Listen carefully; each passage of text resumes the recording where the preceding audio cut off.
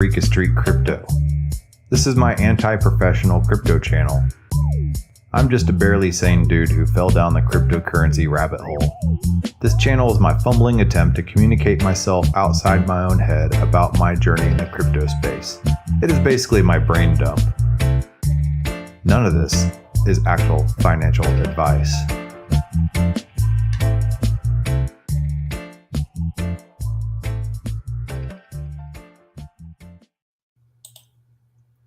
Good morning, everybody. I'm Eureka John, and you're at Eureka Street Crypto, broadcasting live on YouTube from Leander, Texas. It is 10:45 in the morning, March 12th, 2022. This is my show. It used to be daily, but I don't do it daily anymore, but I do it a lot. And this is basically me documenting my crypto journey.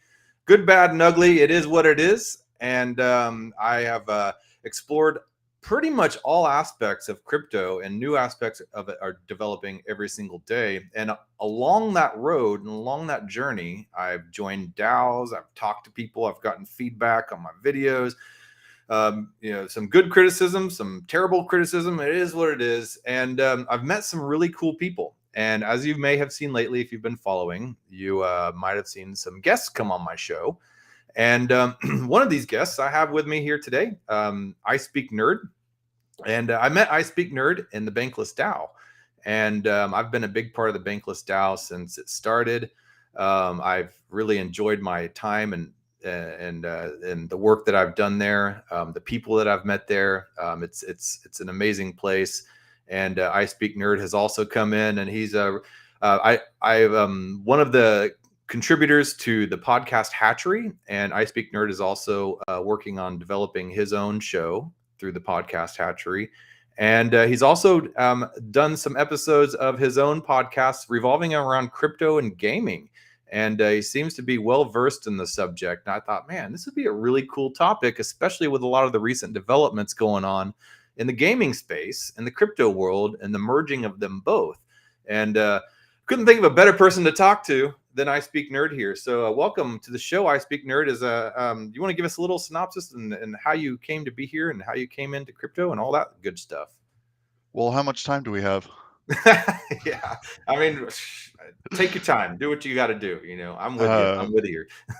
Hey, well, thanks for having me on. I appreciate it, John. Yeah. But yeah, I fell down the crypto rabbit hole maybe a year ago, just over a year ago, back in like February of 2021, which feels like so much farther than a year ago, so much longer. But yeah, just like I'd heard about Bitcoin a couple of times. It popped up on my radar. I think the first time I heard about Bitcoin was in 2013, Okay. something like that. That's And of early. course, yeah, early. Bitcoin And then of standards. course Yeah. just wrote it off. It was like, oh, people are just trading it on Silk Road. Okay, whatever. I don't need this. But a couple more times, and then finally dug into it when a lot of people did when like when Tesla bought in. And just like, oh, okay, like this big company's buying into. Fine, I'll actually go read the white paper this time and actually dig into it. And like,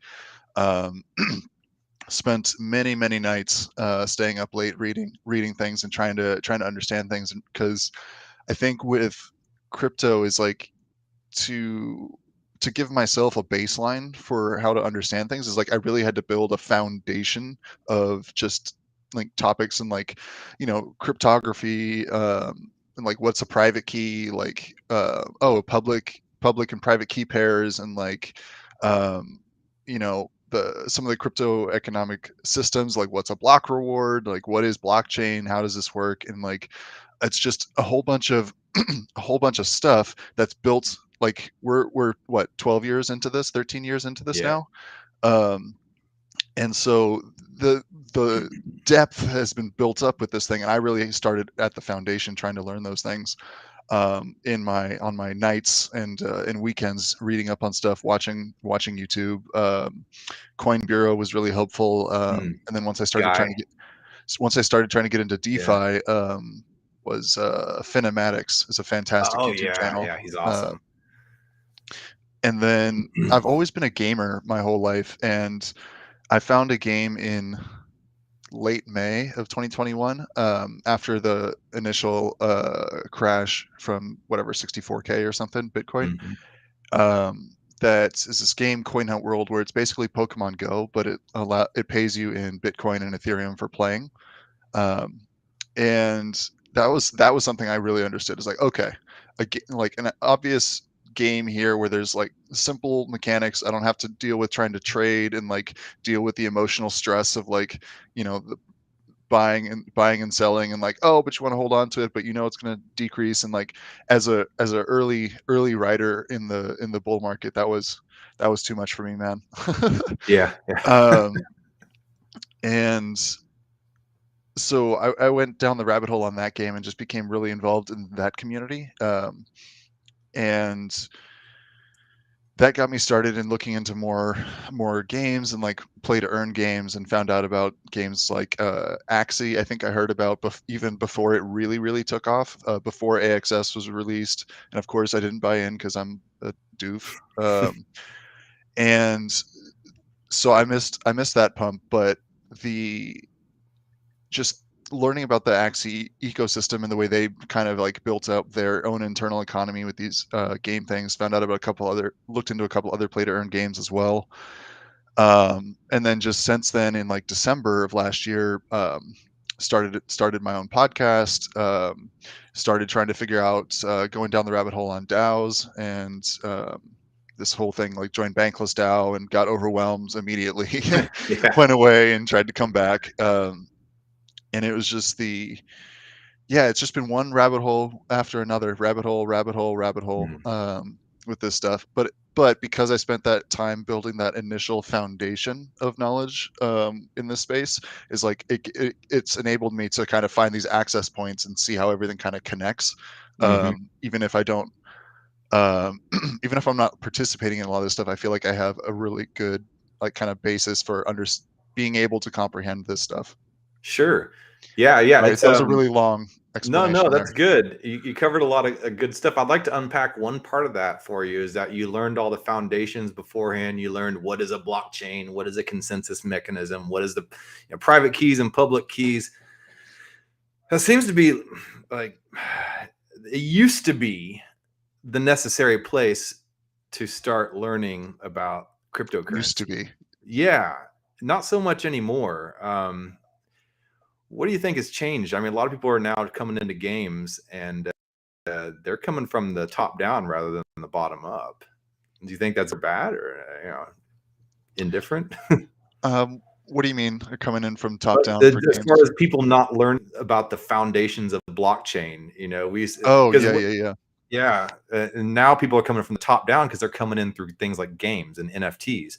So and then they don't know that the first thing about a blockchain. So before it seemed like such a nerdy thing to do to be into blockchain. You're like, yeah, well, hold on. You'd be like, what is this Bitcoin all about? Well, let me explain to you about consensus mechanisms, and let me explain to you about cryptography. No, it's not like that way anymore. Yeah. Yeah, definitely, with the rise of NFTs we saw in 2021. Absolutely, is like it's provided this new access point for a lot of people, because I think with with crypto, with anything, you really need, to learn a new thing, you need to be able to relate it to something you already understand.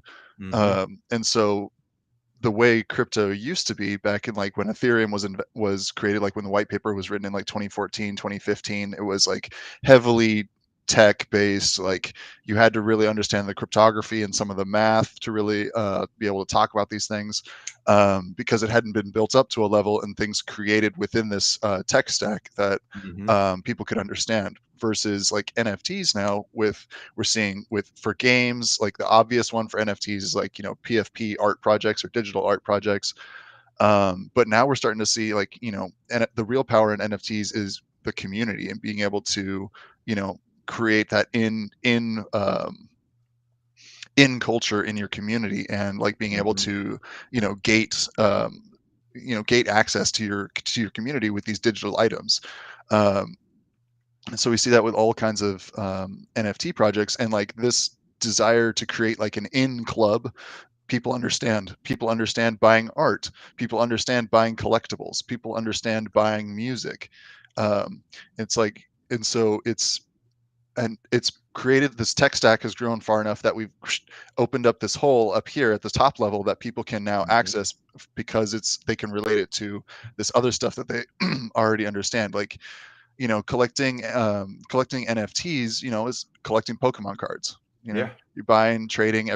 Each one has its own metadata, its own like specifics of what it can do in whatever systems that you bring it into, and like people can understand that they can relate it to something they already know, and they don't have to start from the bottom with these things. Some people still do, most don't. Yeah. But yeah, it's definitely interesting, and like and we also saw this. So not only is blockchain gotten to that point, but we've seen like other kinds of games also build up these same kind of like internal economy structures as well. Like, if for people who played World of Warcraft,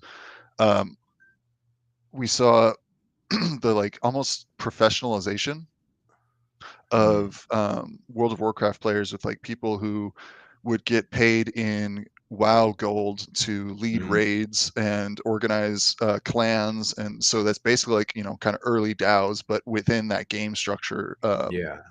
only, and maybe not DAOs because it's not really decentralized. It was that's sort of decentralized anyway. But it's this alternative money that people were using, because it wasn't dollars, it was WoW gold, but you could sell your WoW gold for actual money that people would pay on some offsite, so you could earn inside of this game economy and then sell it somewhere else to use in the wider economy. And so it's this, again, it's the same kind of thing that you can do with crypto. It's like now you can work in crypto and work in a DAO and get paid in like Ether or Bitcoin, or the DAO token, whatever your choice is. You can get paid in that for doing work, and then you can take that and go trade it at an exchange or whatever, an off ramp from crypto back into dollars, so that you can deal with your real world, and you can pay your landlord for rent and Yeah. whatever, pay for your coffee down the street, like do all these things. And you can earn inside of this weird internal economy and then take it out to deal with the real world. But you don't, like, in some places you don't even have to do that, like El Salvador, you can like pay everything in Bitcoin now, Yeah. Yeah. because it's I heard required. Mexico is about to go Bitcoin as well. Yeah. So we'll see. A lot it's of a countries are wi- considering it. it's a You know, wild and wacky world, man. yeah. Yeah. I mean, back to the first question, a lot of people, you had to explain to them the foundations, and a lot of people joined crypto because they were super into the ideals of decentralization, and the philosophy behind it, the libertarian ideology. And then now it's now that gaming has come into play, people don't seem to be aware of or even care about decentralization in a lot of places. And I'm wondering how that may affect crypto gaming, It's because definitely decentralization doesn't seem to be the top priority anymore for a lot of and especially when you look at chains like Solana and stuff like that. Solana, Polygon's had some of the same issues as well. It's a Ethereum sidechain, and like BSC, like we're seeing all these kinds of things where Solana does have their own tech stack. They developed that like themselves with doing all that. So props to them. But like BSC, they literally just forked Ethereum and then increased the Yeah. block size and like decreased the number of validators, and then boom, there's BSC. Binance Smart Chain for the folks at home. But the yeah. Like, for instance, PancakeSwap still has a bunch of Uniswap hyperlink extensions in there. They didn't even bother changing the names. Just Control H, guys. Come on. The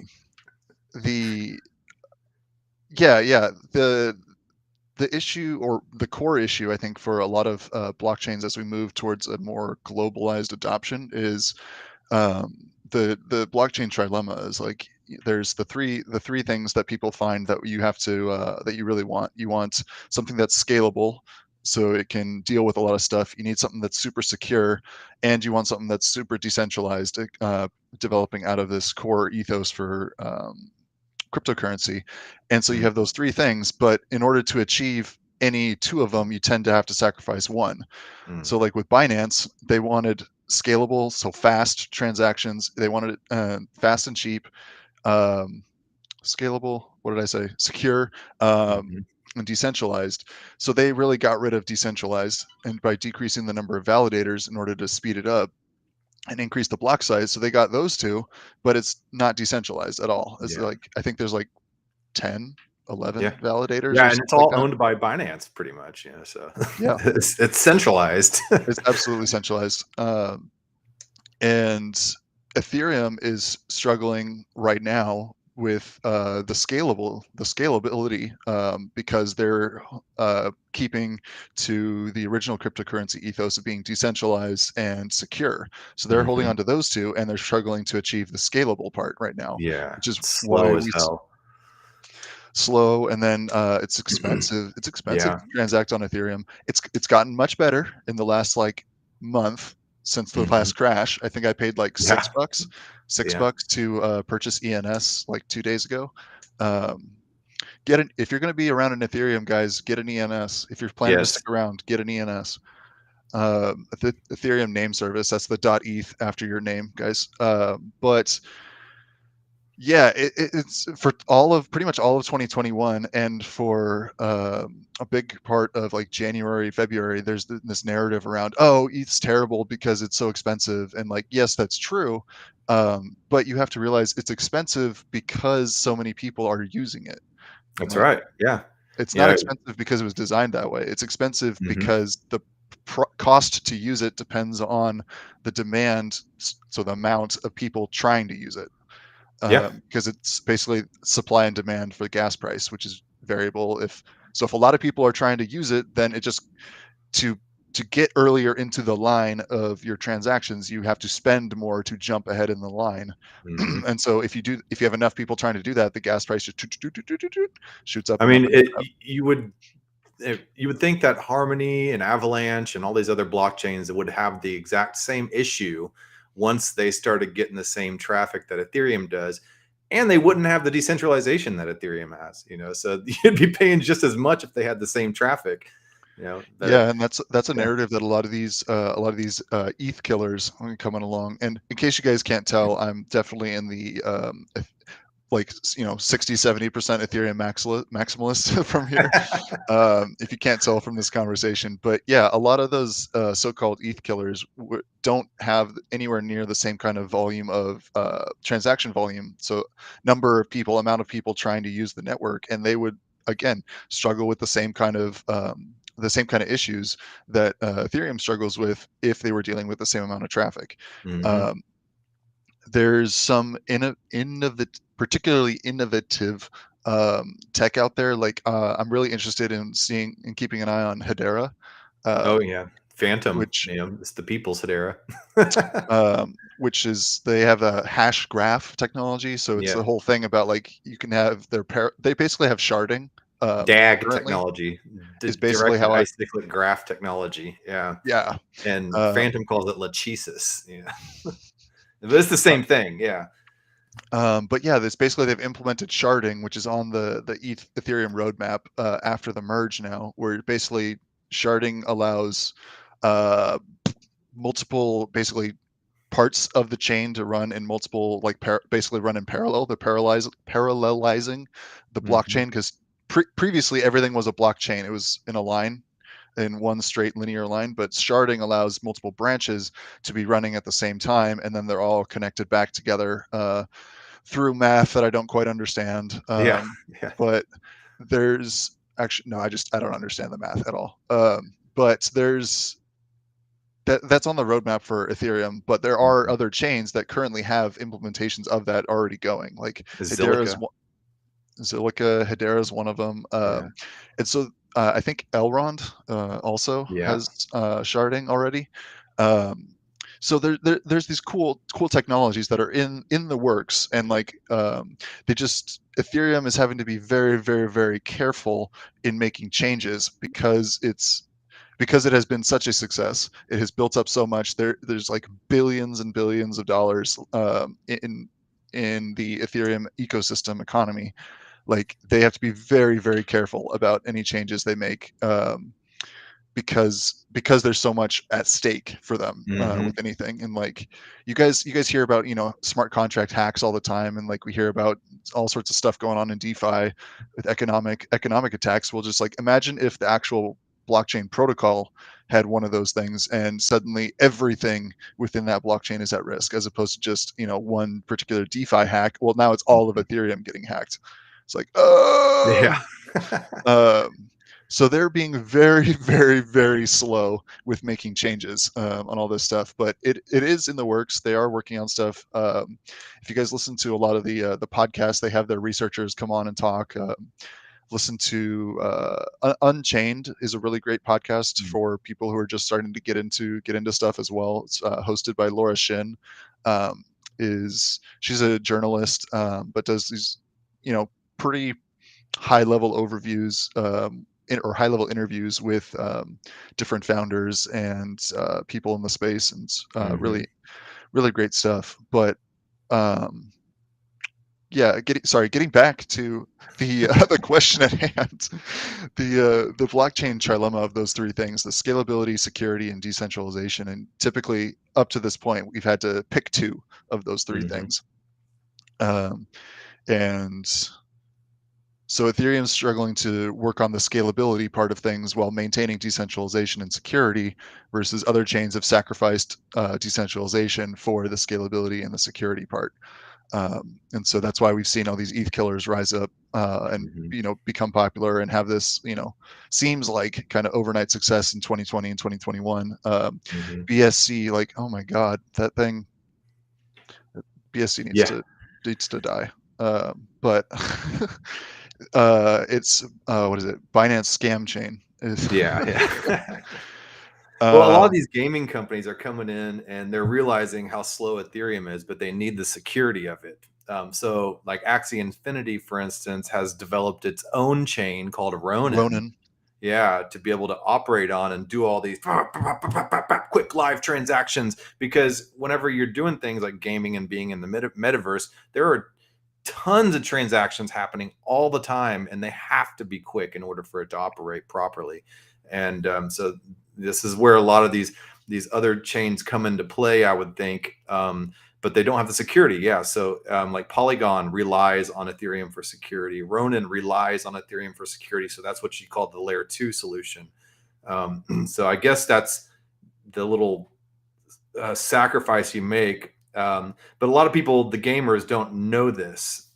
They just, you know, starting to see the economy forming, and or I mean, okay, I want to talk about, I guess, a little bit about the hesitancy of gamers, the true gamers, to adopt the crypto space and allow that into gaming. Like, what's the big deal? You know, why don't they want that to happen? It's a great question. I think. Thank you, by the way, for trying to keep me on track with this, because I'm going all over the place here. But yeah, we're seeing the people who are used to like PC gaming and console gaming. We're not seeing the same kind of adoption of these blockchain games that like Axie Infinity, as you said. And I think a lot of it is this kind of. I think a lot of it's ignorance, and like there's a lot of stuff floating around about crypto, and like, oh, it's full of scams, and it's all going to zero, and it's only number go up, and like there are a lot of scams in crypto. Yeah, there are. I've been scammed. There are people who are here only for number go up. That's true. A lot of these things are going to go to zero, I think. Like, I think currently blockchain, and maybe we've hit that point right now, whereas like the original Web 1, you know, the .com bubble that we had in like 1998, whereas like everybody and their mama had was trying to make a website, and people were throwing millions of dollars at like people to just make bullshit static websites with no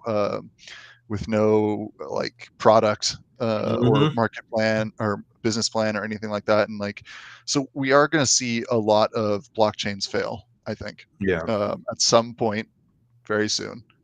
Not very soon. At some point in the future, there will be a culling, shall we say, of the blockchains as things die. But for the ones that make it through that, like think about what happened with Amazon. It's Yeah. like Amazon went on and is now one of the biggest companies in the world. And was it Bezos? Bezos is the richest or second richest after Musk now? I don't know. All right.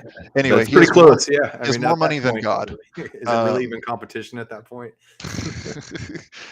and I'm not saying that all blockchains are going to do that. That's not what's going to happen. But the growth and the adoption of Amazon, I think, is the real thing to be looking at here, and like how much people are going to be using it and finding the use for it once it becomes more adopted technology. And like Mhm. this, people are always nervous around new technology. Like Yeah. it took whatever 2 generations for for cars to become entrenched.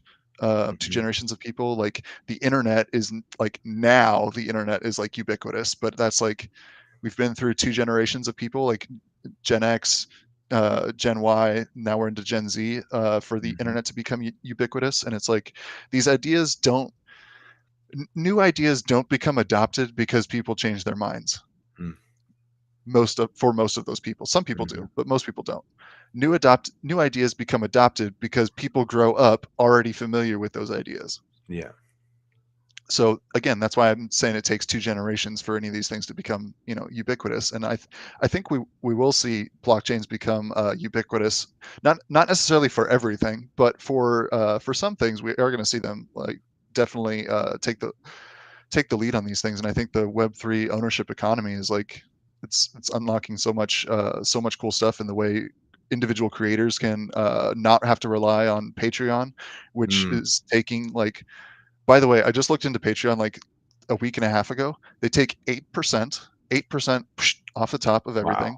Yeah, plus another like 2% and 10 cents on it to do processing fees on credit card payments. So you're literally losing like 10% just straight to Patreon right away Mm.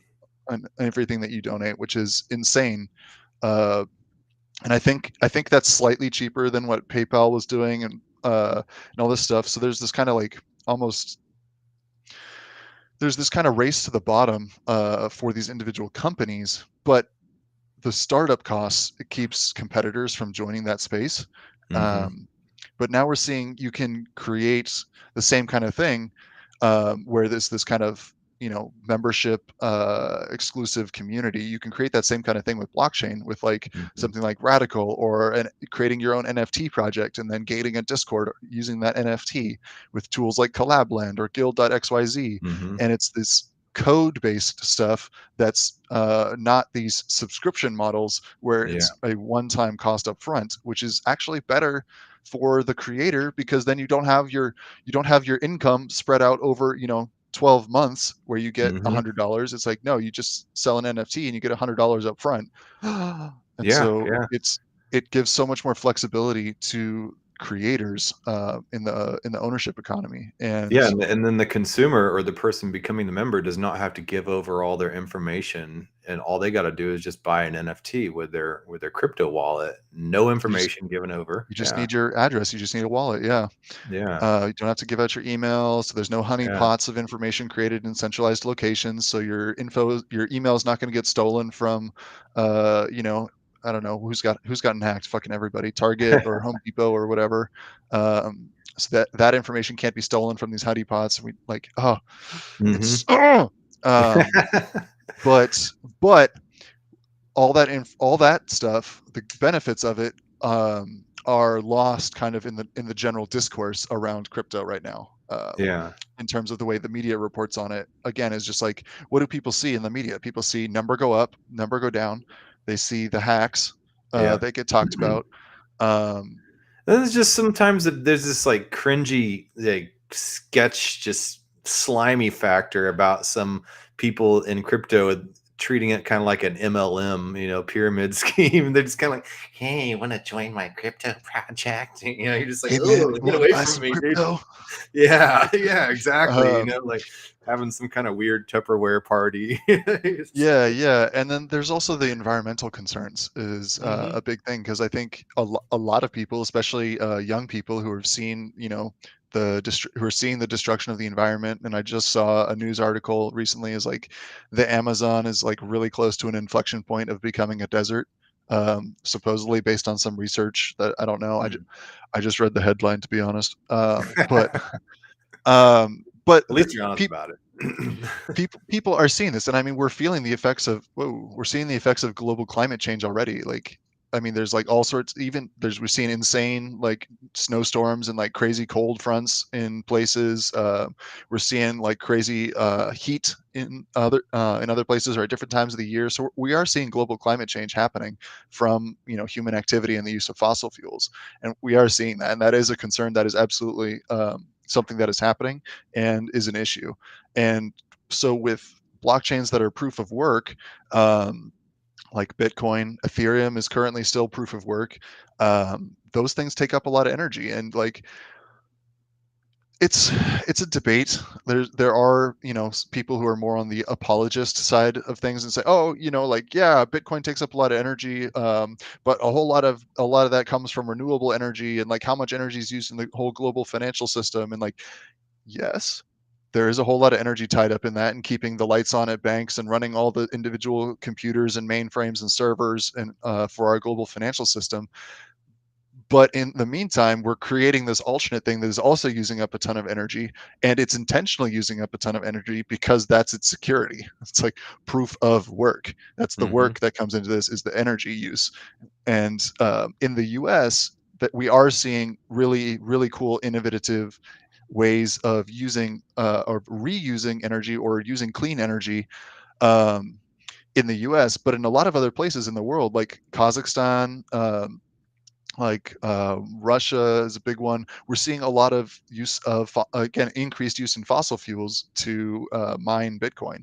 And like people are burning coal like crazy in Kazakhstan, particularly right now with the outflow from China because of the China banned everything officially and shut down all their crypto stuff, all their crypto servers, and a lot of people left China.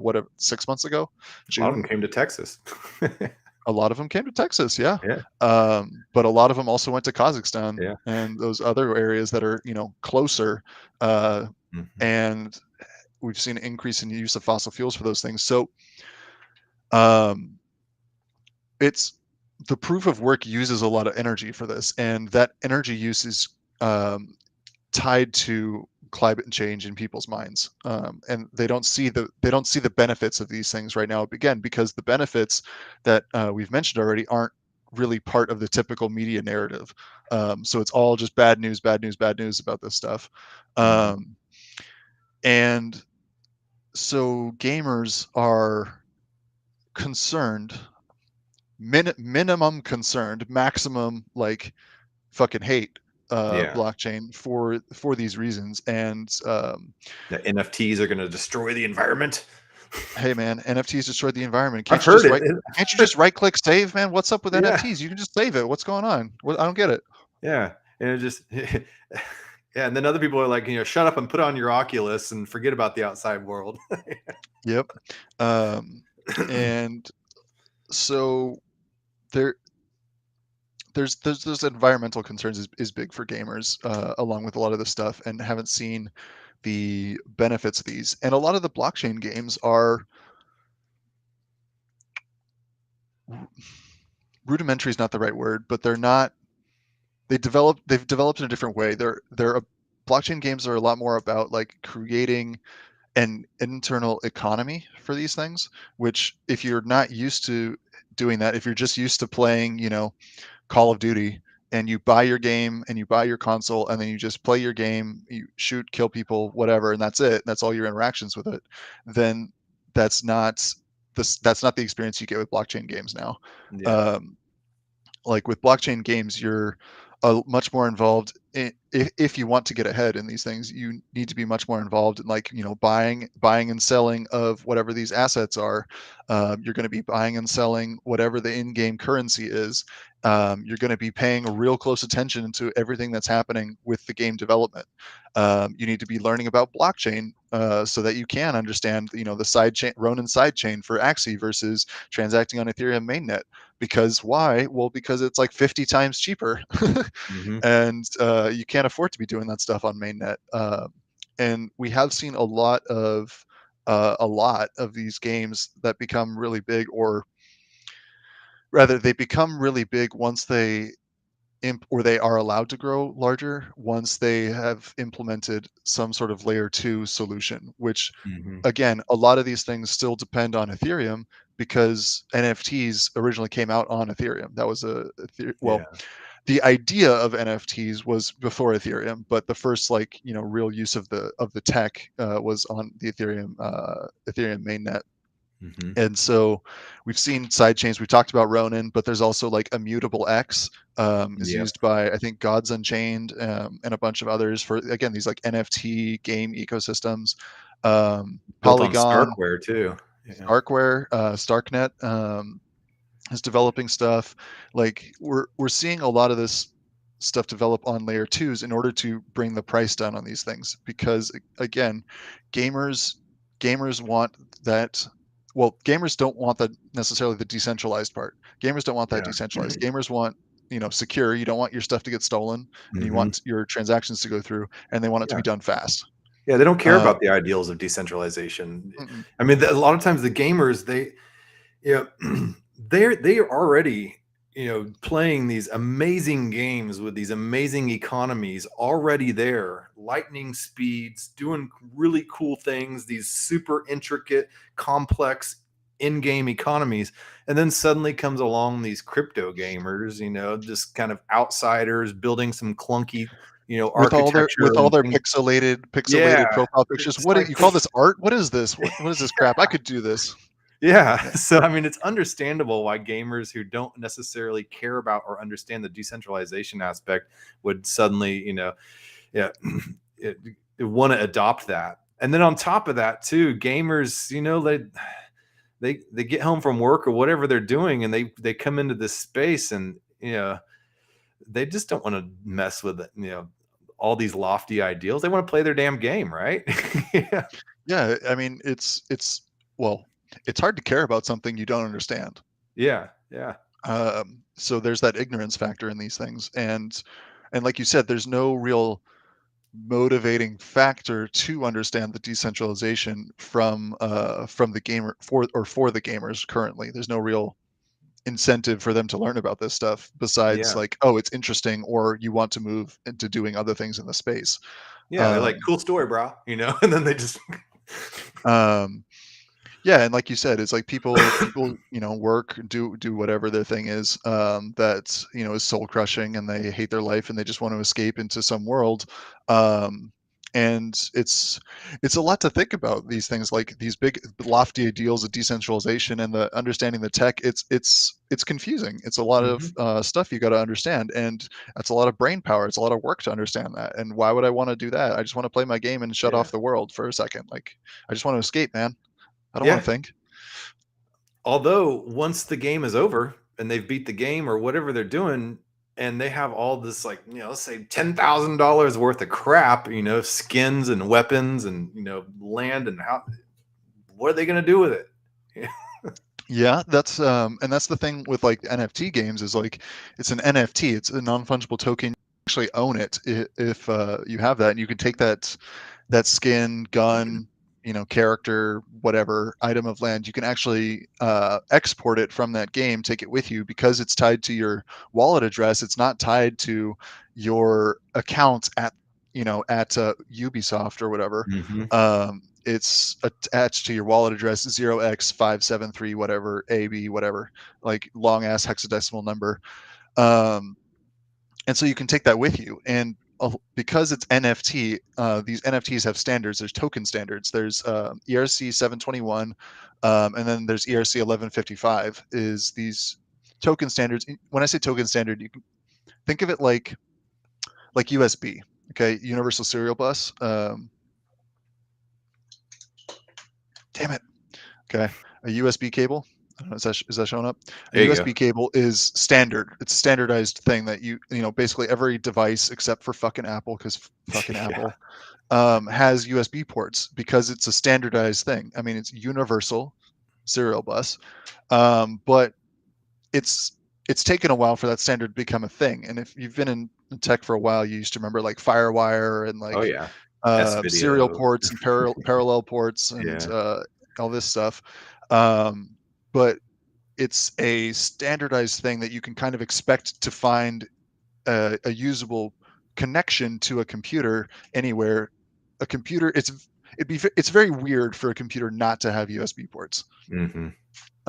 at this point because it's a standard, and that's the same thing with these NFT tokens. They're written to these standards so that they are interoperable. Sorry, that's the point I was trying to get at here. Yeah. You can take your NFT and go to a different game with it, and it'll still it's still able to work in that other game system because these things are interoperable. Which isn't to say your gun might do your gun might do different things or might not be usable as a gun if you take it from Yeah. a shooter game and take it to something like Decentraland. You might not be able to actually shoot people and kill people with Mhm. that, but maybe your character can still carry around that thing, and it's Or you could still just liquidate it to Ethereum and then just be able to have that cash, where take it with previously you you. would just have to just let it leave it. Yeah, you can take it with you, and because you own it, you can sell it at some point in the future, and Yep. sell it not just within the game, but you can sell that onto the direct marketplace, the Yeah. outside world, and so you basically get a instead of trading your super awesome legendary plus 18 sword of truth from WoW, instead of selling it for WoW gold inside of WoW, you take Yeah. it out into some place like OpenSea or some other NFT marketplace, and you can sell it for Ethereum Yeah. instead, Yeah.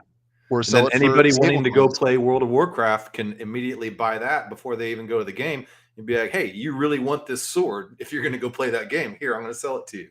Yeah. Yeah, and this is something with Coin Hunt World. Actually, the that game that really got me deeper into this stuff is it's still not live. It's still not live, but we've been promised that the players will be able to export the characters and the items that you create Mm, inside of Coin Hunt World. You'll be able to okay. export those as NFTs to some NFT marketplace and do exactly what you're talking about. If I sell those to the outside world, I am cashing out. So I'm Yeah. getting rid of my item for cash, but that's allowing somebody from the outside world to buy in at the Yeah, same time. exactly. And it redefines the entire idea of what a job is. It gamifies jobs and gamifies work to where you can get paid to go in there and basically advance levels and farm and all these items and the gold and whatever, and then you can take that out your harvest and put it on the marketplace, and you can earn a living that way. Yeah, and I mean, It's nuts to think about. I remember, I don't know, maybe 10 years ago or a long time ago, I first heard about the concept of somebody fishing in World of Warcraft and being able to make money off of selling that fish to other people, and or building up characters and selling them on eBay and the gray market and everything like that. So this is not a new concept. People were already doing this before. How was it done back then? well, like you just said, is like the World of Warcraft, I think, is probably the biggest example of this, where Hmm. people could, like you said, fish and sell for in-game currency or sell on, as you said, the gray market, meaning, okay, as opposed to a black market, which is explicitly not allowed, a gray Yeah. market is more of like, it's not official, it's not approved, but they kind of just ignore it. Hmm. The officials kind of ignore it and let it happen for whatever reason. Um, it because it makes more people play your game. That's why they ignore it. Um, or it's if you were to shut it down, it disincentivizes people playing your game. But yeah, people could sell usually for a discount on whatever that item's worth. And oh my God, John, I think your video is going out. What? No, my Oh, video. your video went weird on me. Oh, You're sorry. back. No, You're that's back all now. good on You're my back. end. The economy. So they took those things, and instead of selling it inside of the game marketplace for WoW gold, they would sell it on this gray market external site for dollars, Yeah. usually dollars, I would assume. Um, but usually at a discount. In other words, if I'm selling, say I'm selling again this plus 18 sword of truth, it's worth, I don't know, 1,000 gold in World of Warcraft. I could sell that to somebody in World of Warcraft for this in-game currency, or I could sell it on this external marketplace for dollars. However, Mhm. that dollars is worth, I guess less or more depending. I'm not sure. Actually, I guess it depends on how many people want to buy into the game at the time. And it's But also based on complex. You have to get some people that are just on the same level that you are in order to find those buyers. And it's a pain in the ass basically. And the NFTs open it up to a wider audience and make it legal. make it legal, make it standardized. You can Mhm. program in from the creator side of things. You can program in a resale cost or a Yeah. resale percentage. So if so that every time that item gets sold on the secondary market or tertiary market, then 10% or 15% or whatever of the sale price goes to the creator of the NFT. So you get an ongoing revenue stream that way as a creator. In addition to that, which is so cool, by the way, because before, if we think about art, like think about how much the Mona Lisa costs. It's like, I don't know, Mhm. some number of millions of dollars. But if that were to be sold, who does that money go to? Well, it goes to the person who owns the Mona Lisa before, right? Yeah. Exclusively. Well, what if 10% of that sale cost went instead to Leonardo da Vinci? Now he's dead, Or but the maybe estate of Leonardo da Vinci. exactly. Yeah. Um, and so that would provide that ongoing revenue stream every time that item gets sold in secondary, because with these items getting sold and resold, it's like typically the blue chip ones are going to keep going up in price, with things like if we're thinking profile pictures, things like Bored Ape Yacht Club, Mhm. the mutant apes, cool cats, NFTs, crypto coven. Yeah. A lot of these things are just going up, and so every time there's a resale, it's just more and more money going back to the creators of those things, which is so fucking cool. Um, sorry, I'm getting off topic. The original question, remind me what your question was. I don't know. We've gone All right. pretty far, but I mean, I don't know. I want to get on to another point too. Is a play to earn. I saw a statistic that, or a projection that it's going to be $268 billion by 2025.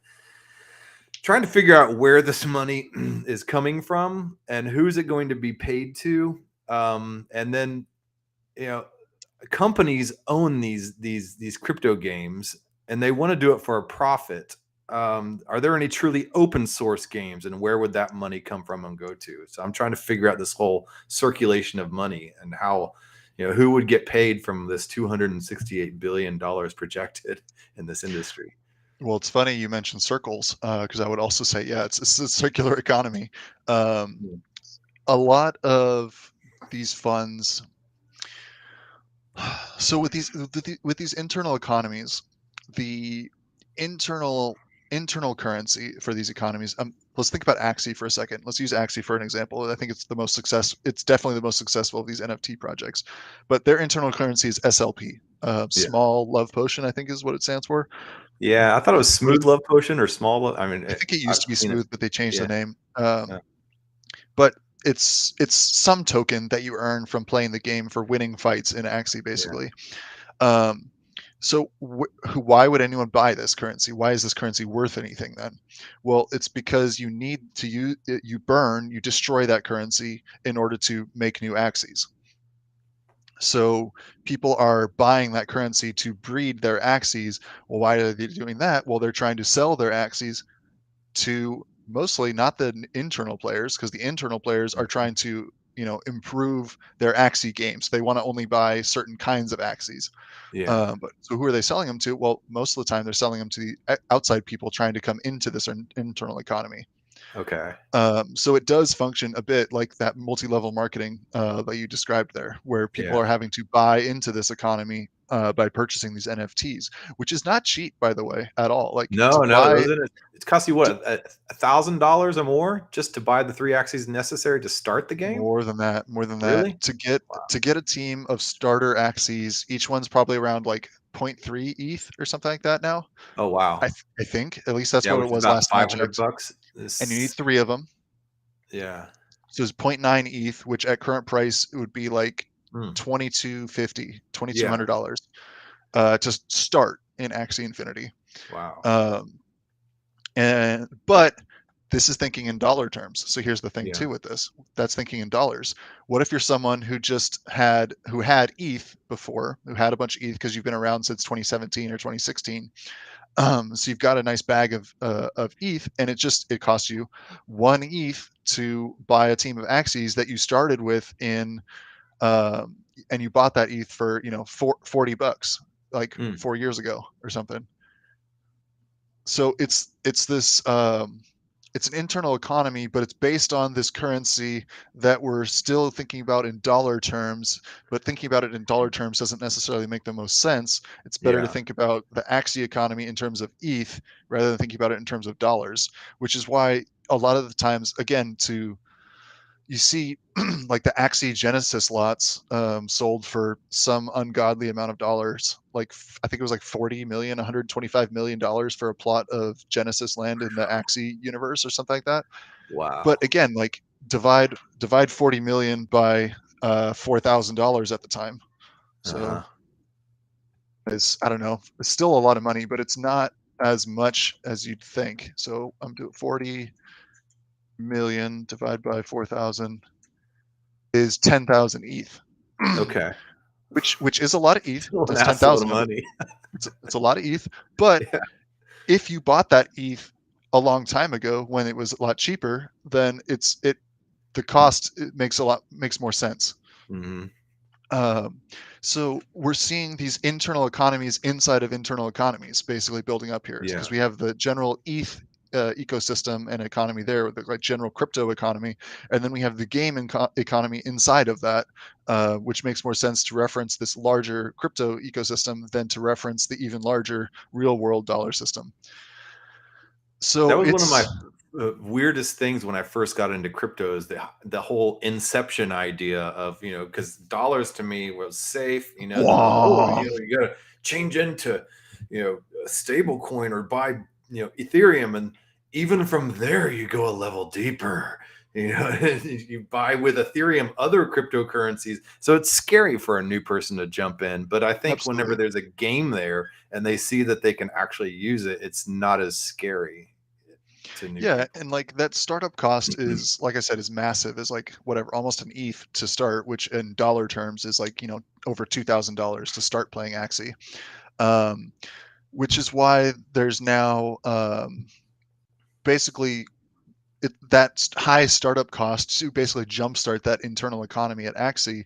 And allow people to earn an actual livable real world income level, not in the US, but in Hmm. developing countries like the The play to earn Philippines. and Axie is massive in the Philippines. Hmm. Um, and like Brazil is really big in play to earn as well. But these high startup costs has allowed third parties to basically insert themselves as intermediaries into this economy, which again is interesting because now we basically have banks inside of these game economies. Hmm. Like I'm thinking like Yield Guild Games is one of them. Human DAO is another, Yeah. where they basically have these scholarship programs where for a 30% cut of your profits, they'll basically lend you the NFTs to get started in these internal Yeah. economies. It's like taxi companies giving the car to the taxi driver, and then That they, is the yeah, best analogy I've heard for this. That yeah, is the best analogy, absolutely, because it's this for taxis, you have to buy the taxi medallion or registration yeah. or whatever, which is some ungodly amount of money for Hmm. an individual. So they have to, exactly, they rent it out from the taxi company, Yellow which has cow. the capital to do it. Yeah, exactly. So that's another part of the reason why some people who have looked at this stuff are against these kind of models is you are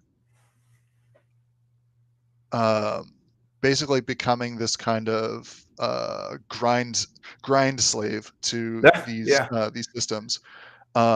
If you've bought in, once you reach your return on investment, which I actually don't know how long it takes to get to 1 ETH earned inside of the Axie economy. So that would be that gets you back to where you started, and then yeah. everything after that is profit minus your real world costs and time and all that stuff. So I don't actually know those numbers. I haven't looked at that recently. Um, but if you're doing it with a 30% cut, it's going to take you a lot longer to do that. Yeah. But I mean, it gets people started who wouldn't have the means. So it's kind of, I mean, it's capitalism at its finest in a weird sort of way. I mean, that's pretty much pure capitalism right there. That is capitalism, absolutely. Yeah. And so again, that's part of the reason why some people don't like these. And it's like, oh well, you're just becoming the new proletariat in these new Yeah. economies. With the promise of you can become a bourgeoisie, Yeah. the capital owner. Sorry, this is getting back to Marxist ideas here, guys. And I love going to these meta levels on my show. So don't worry. You're all good. You're in a safe place with that. I mean, yeah. but the so that's why some people don't like these. But if the time to return on investment is low enough, if it is a livable thing that you can earn back quickly, which Yeah. last summer you could do this real quick with Axie, then it drives a lot of people to start, which again continues the cycle of bringing more people in, because like everything in these free market economies, it's supply and demand. So if you can Yeah. just drive up the demand side, your Yeah. prices whoop. And if the people that own these NFTs for lease start taking too much of the cut, then nobody's going to participate in the economy, And so there's a constant push and a pull between that. And that's part of the thing with these things is a whole bunch of stuff in crypto is trying to achieve balance through free markets, Yeah. and free market capitalism, which we don't have in the US, by the way. Like we say we're like, oh, we're the land of the free and the home of the and all this stuff.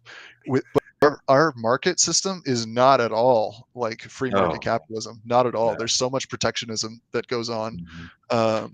and regulations change free markets. Again, because okay, farming, like in the U.S. economy, farming is insane. It actually happens, guys. They Mhm. There's dairy subsidies, so they pay for people who produce milk, these farmers, to not produce milk, because Mhm. if they produced more, if they increased the supply, the price would fall, for this milk. So to make up the cost, the government pays subsidies to these people, so that they produce less, which keeps the price of milk up, above this floor. But then you also can't have it above a certain level, so it's this constant like adjustment from the top Yeah. on how to do these things. The whole freaking ethanol economy, guys. The whole freaking like putting ethanol in your fuel. I don't know if okay. I don't know if you guys have actually read the labels. Whoa. I don't know if you guys have actually read the labels on your like on the gas stations. Like almost all of them say contains up to 10% ethanol. Mhm. Why the fuck is there ethanol in our gasoline? It's your engine's not meant to do that. Mhm. It's less efficient for your engine to burn that. It's like, why is there ethanol in your gas? Well, because the corn industry has gotten a ton of subsidies from the government to produce corn. Well, then Mm. there's a fuckload of corn. What do they do with it? Well, Yeah. they make corn syrup to put in all of our fucking food. They feed it to the cows, which cows aren't meant to eat corn. Mhm. Like they get like it's not good for them. They're meant to eat grass, and it's different. And then that's a whole separate thing. Yeah. Uh, and then they make fuel out of it. They make ethanol. Well, why do we need that? Cars don't run on ethanol. Well, then they put it as an additive into our gas to basically, in you're diluting the gas by adding ethanol to it. Mm. And obviously there is energy in the ethanol, and Yeah. it does burn and combust the same way, but your engine's not meant to do that. Like Well, it's a whole fucking thing. Don't get me yeah, started I too see much on what this. your point was though, is you were saying that, there's no Thank you for free bringing me market back. Thank you for capitalism. bringing me Yeah, back. and there's this constant flux back and forth between free market and regulations, and there's, a need for both, I think. That's where I was trying to go with that. Sorry. So It's my point here was that the U.S. is not free market. There's these price points that are set by the government. There's taxes that are added on and all this stuff. And I'm not against taxation. I'm not against adding to public goods when they're used, for those things. My point here is that a lot of the stuff in crypto is like no taxes in these economies. There's nothing, no taxes built into these economies, and there's no like set prices for anything that is set by a central authority because everything's decentralized. So what you Mm-hmm. end up with is this floating price point for everything that's balanced between supply and demand. And Yeah. if one of them goes up, price changes, but then that incentivizes the supply to come back up, which brings prices back down. And so we get this crazy Yeah. volatility in crypto from these things. The price swings so much because it's a free market balanced on supply and Yeah. demand. And so we see these crazy fluctuations in crypto, which is how an actual free market economy works. Yeah, and But you see a lot of experimental examples and extreme examples of it in the gaming economy, and that's one of the cool things about DAOs and crypto is it does allow you to experiment with a lot of different things without killing everybody. yeah. Yeah, man. Um, Well, we are at an hour. I don't know how quickly how I can't believe we've been talking for an hour. It doesn't feel like it, but yeah, I normally don't let these shows go past 40 minutes, but we just have there's so much to talk about. I would love this for you is to an interesting come. conversation, man. Yeah, it is. I'd love for you to come back on at some point and us to have us continue this conversation. But to keep this as maybe a part one or something, I guess we can kind of put a pin in it here. So we Um, don't make someone watch a 5-hour YouTube video. Yeah, that's probably yeah, good. we're not Bankless HQ. Not that I hate Bankless HQ. I love Bankless HQ. I listen to it on my daily commute. Here's the thing about their stuff. With anything, any content that you're producing on the internet, you have to balance things here. Well, what do you have to balance? It's not supply and demand you're balancing. You're balancing the value proposition for your content with the amount of effort and time it takes to engage with that content. Yeah. So for a show like Bankless, they have a very high value proposition. They're a well-known name in the space. People, Hmm. they have good content there. People know it's going to be good. They can basically charge more for your Yeah. time. They can require you to put in more time to engage with their content because the value proposition is higher. Yeah. Yeah. It's a good way to put it. But me, not so much. Not yet. Not yet. Yeah. All right, man. So how can people get a hold of you, and what type of things do you like to talk about with people? Oh man. I talk about all sorts of stuff crypto, but you can reach me on Twitter is at @ispeak_nerd. Spelled the same way as it's on the screen, just put an underscore in the middle of it. You can find me on Twitter talking about gaming and DAOs and crypto and all sorts of stuff. We actually have I'm part of 3 organizations that have Gitcoin grants up right now, by the way, guys. Which means that anything that you choose to donate, if you like this stuff, you can support 3 of the projects. WGMI is a community of community managers looking to help people develop more of their communities in the space and learn the strategies, tools, and tactics of doing community management in Web3. We've got the QB DAO, which is from this, again, Coin Hunt World game and basically trying to create wikis for the QB game Cubie content. QB, Okay. CUBIE underscore Okay. DAO, creating wikis of game content and explaining the game content to the wider world, and then also educating the people who play those games on this crypto stuff and creating content for that.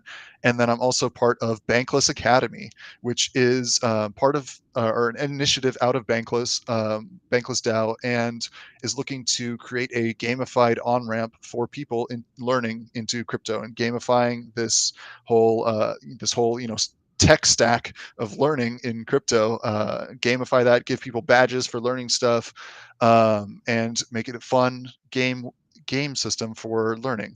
So check it out. Appreciate it. You can Right on. find that stuff from my Twitter as well. Well, thanks a lot, I Speak Nerd, for coming on. And I definitely want to come back and do a part 2 of this episode of this topic as well. And you're the perfect person to do it. So once again, thanks a lot, and we'll see you in the DAO.